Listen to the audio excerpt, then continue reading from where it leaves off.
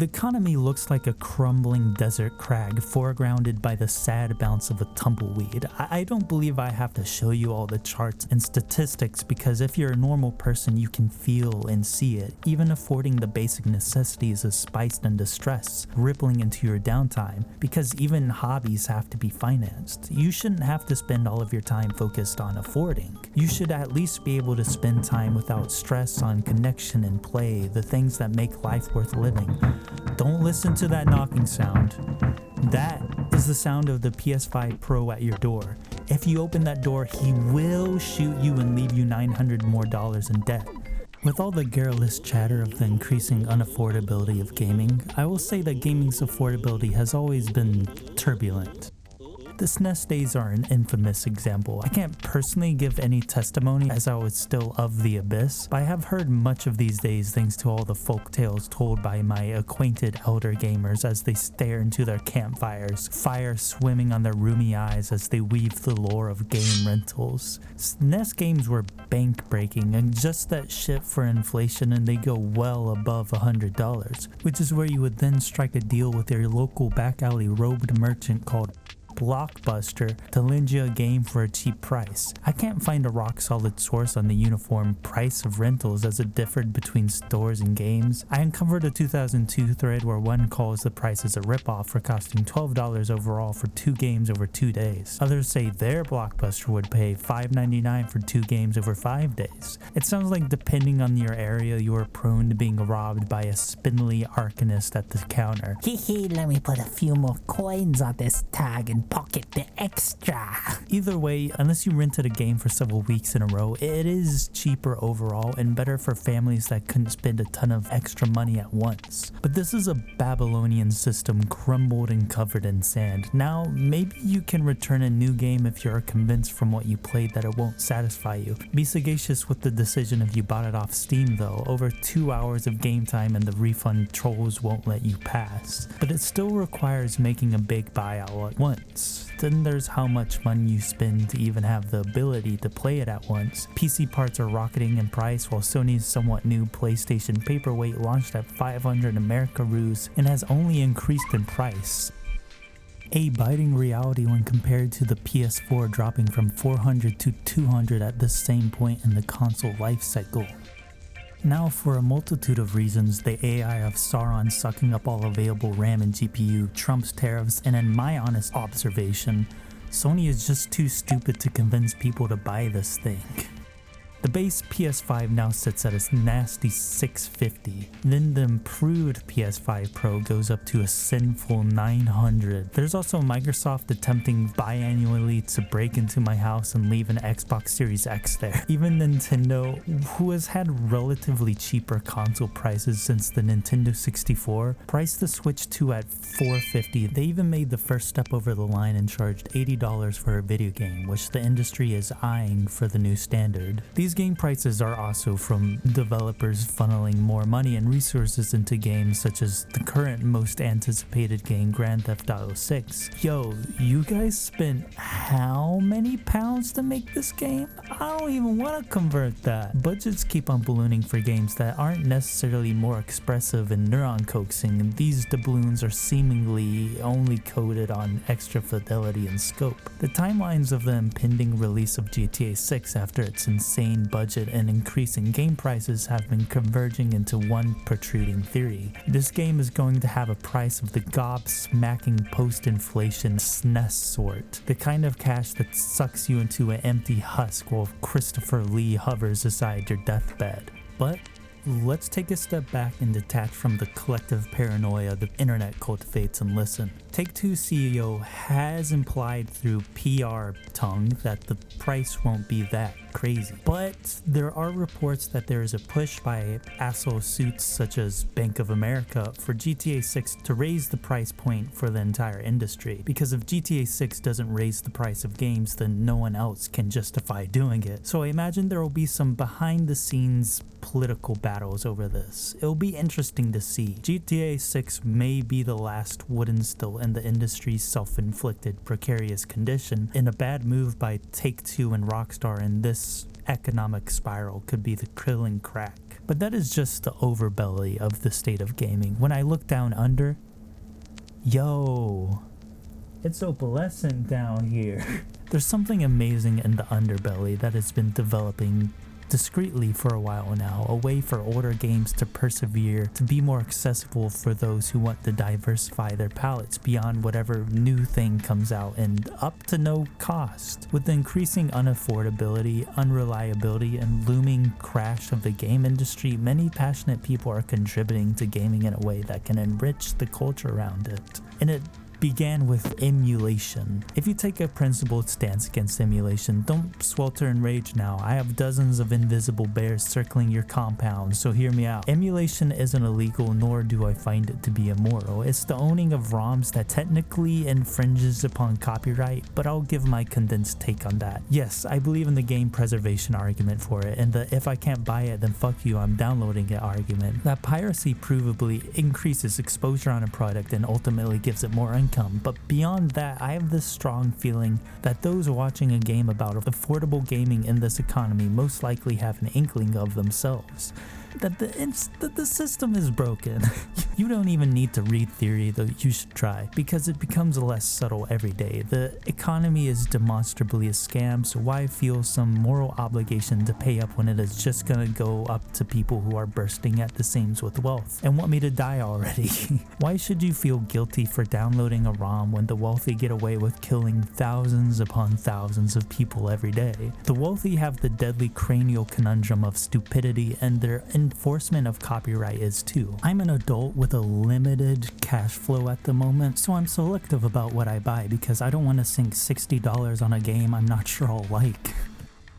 Though, if I had disposable income, I would be more willing to toss it into the streets and purchase any of my inkling curiosities. That's why if you are a stockholder of a big corporation, you want the average person to have more money, because there's more incentive for money to flow. It's why the hoarding of wealth is currently breaking the world. It really isn't that difficult a concept to grasp. And the only other caveat is the technicality around emulation. Yeah, it requires setup and research and troubleshooting, some emulators and games more than others. But please, I'm asking you to give a shit. Don't let your curiosity die from a little bit of friction. There are wikis that explain any issues a specific game's emulation might have and the settings to get around it. People put so much into this because they care about these games, and if you haven't played these games and have no care, with a little effort you can possibly have your neurochemistry bettered for the price of a little friction. Just give a shit. That's really all I'm asking. So where to start? I'll be expeditious with this since there are so many resources on this you can look up. RetroArch is neat. It's basically a front end for all emulators in one thing. It gives a ton of customability, like using CRT shaders if you want to try to emulate how CRT era games looked and is compatible with modern controllers. If I have issues with RetroArch, I just download the emulator directly since the vast majority of them have accessible front ends. You'll also want to use a program that makes a controller compatible with Windows for those emulators, so you can manually map it in the emulator. DS4 Windows is one, usually used for PlayStation controllers, but I accidentally found it can work with the Switch Pro controller too, or maybe I dreamed that. Emulation has also opened up the door for modding, which can be huge for multiple reasons, such as making games fit with modern hardware. The DS Zelda games have mods that remap the touchscreen controls to a controller instead, which is neat since the DS hardware is, like all things, susceptible to decay. You can mod Wii games to remap the Wiimote waggle. Certain games demand you to wield with an intuitive button press, like the re-releases of Donkey Kong Country Returns and Super Mario Galaxy. One of the coolest is the Metroid Prime Trilogy mod that remaps the pointer controls to keyboard and mouse, which gives the same that's how it's supposed to be feeling, like King Arthur holding Excalibur. And again, keyboard and mouse are going to perpetuate farther into the future than the Wiimotes ever did. But personally, the biggest thing about mods is the restorative power to bring games to be closer to the intended experience. I recently made a video about Shenmue, and I point out that the Western release of the first game is exclusively voiced in English Martian, but a mod was developed to undub it back to spoken Japanese. These exist for many other Japanese games without a Japanese voice option, such as Persona 3 and Final Fantasy X. Some mods even offer a retranslation or even just a translation for a game that never officially got one. Final Fantasy VII's rough translation notoriously squiggles over some of the finer details of the story and constructs certain scenes with the grammar of my first grade letters to mom. So fans retranslate it and sentences flow better and details become more limpid. Mother 3 is a famous case of fans taking it upon themselves to translate a masterpiece otherwise blocked from the West. And I'm really looking forward to the Moonlight Syndrome fan translation. The cherry on top is that emulation just keeps on getting better and more accessible. Take the case of PS3 emulator RPCS3 that went from barely functional to the most user-friendly intuitive emulator in like the course of a year. But it isn't perfect. Emulation is constructed in such a way that lends itself to being complex, essentially simulating a console within your computer. This can get pretty demanding with more recent consoles, but that sets up the big gem I've been verbally tunneling towards. Recompilation and decompilation has been a big project from the emulation community that has seen an explosion recently, a hopeful conflagration closer to fireworks imprinting a sparkle in my eyes. As a bare bones explanation, recompilation and decompilation essentially takes ROMs and makes it into an executable that just runs through your computer, virtually giving you a PC port of said game. This is much simpler than emulation. It also happens to be a big leap forward since some consoles have unorthodox architecture that makes it harder to emulate, namely the delinquent Nintendo 64, which has done to me many temporal misdemeanors. The last time I played Paper Mario, I tried emulating it, which took about 10 minutes for me to scream and retreat back into the forest to dig out my Wii Virtual Console version of the game. The last time I played Majora's Mask went better than that. I was able to see it through all the way to the end by switching between a few different emulators over the course of the playthrough because one couldn't handle snow and the other one was more high maintenance than a Pet Show Dachshund. But if I want to play Majora's Mask from the convenience of my PC, I don't have to worry about emulation again since there is both a recompilation and decompilation project for it. Theoretically, games that are re/decompiled should be more financially accessible as your computer's hardware just has to be more powerful than each game's native console. Although with decompilation they do have to remake the source code to circumvent copyright, but it does use the same compiler as its original, which should keep it in the same demands even if the code may not be as optimized. I'm sure this is going through some people's heads as my understanding of it isn't the best either since I'm a bit rusty on my computer science. In my university's comp sci branch taught the subject the way the most irresponsible dad teaches his son to ride a bike. It's probably not linear math is what I'm saying, and I hope someone can give more clarity as I'm not an expert. I'm also on a budget so I can't experiment by buying a $300 laptop to see how it fares from Star Fox 64 to Twilight Princess. So if you are in that position, give it a shot because your computer won't blow up trying to run something it can't. For me, there's one last argument I can think of to tackle, so let me put on the straw man. Logan, old games are old, outdated. I want the new Quicksilver, shiny quality of life games. Listen to me.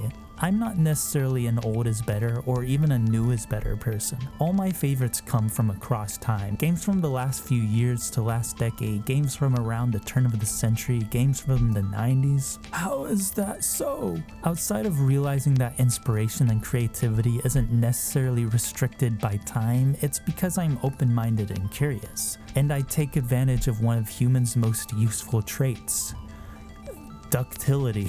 When Mario 64 came out, it was new, neo-dimensional, with its chunky plastic controller interface and unlimited horizontality. It felt closer to driving a new kind of vehicle than just playing yet another video game. But even with that added friction, humans adapted. We conquered the fuck out of Mario 64. Speedrunners show more flexibility in Bob-omb Battlefield than in their own body. All modern games have done is rub down as much of the friction as possible, but usually use still have to learn each game's physics and rules. It's definitely easier to become the most fluid monkey of all time in Donkey Kong Bonanza than Mario 64, but they have different magics to them. You don't need to settle for one of these games when both have something unique to dig up from them. When I played Shenmue, it felt like I was RCing a robot, but eventually it became closer to riding a bike, and it became one of my favorite games because I just had this curiosity for it. There's so much stuff out there I want to try. I have about 450 so games on my backlog, and only about a dozen of those are games that have yet to come out. And the amount of games in that backlog that are only playable on the current generation of consoles is insignificant. So I'm going to have to bring the video to close on a sobering note. Right before the price of RAM and GPUs skyrocketed again, I busted my savings on a decently high-end PC. This is turning out to be a good decision as the future of consoles looks precarious with the pricing of the next PlayStation and whatever Microsoft makes, if they make it, projected to destroy the console market. So if I were naive, I'd blithely tell you to save up to build your own PC, but we all know that is difficult. No matter what we do to gauze the pain of the times, it's still there affecting all facets of your living. Without fundamental change, there's no reason not to extrapolate it getting worse. These projects can easily be stifled by the greedy who want you to spend endless money to play these types of games through subscription models or $80 a pop for their soulless remakes, while billionaires accumulate wealth while American tax dollars go towards literally killing people instead of making life better.